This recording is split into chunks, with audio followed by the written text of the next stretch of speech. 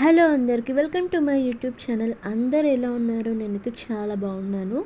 నిన్న మా కాలనీలో వినాయకుడికి అయితే నేను ప్రసాదం చేశాను. పులిహోర ఇంకా రవ్వ కేసరి చేశాను. సో చాలా ఎక్కువ క్వాంటిటీ చేశాను కదా, నాకు చాలా భయం వేసింది టేస్ట్ ఎలా అవుతుందో ఏంటో అని చెప్పేసి.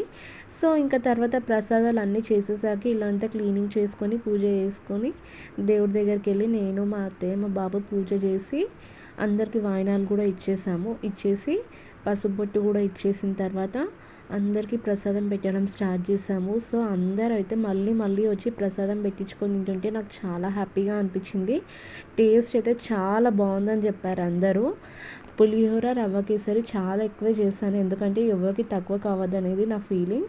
సో మీకు కూడా ఇంతేనా? ఏదైనా వంట చేసినప్పుడు ఎవరికి తక్కువ కాకుండా ఎక్కువ చేయడం, కొంచెం పెద్ద చేయాలా ఎవరికైనా ఉందా? సో నేనైతే అలాంటి టైప్ అండి కొంచెం. సో ఎవరికి తక్కువ అవ్వద్దనేది నా ఫీలింగ్ అంతే.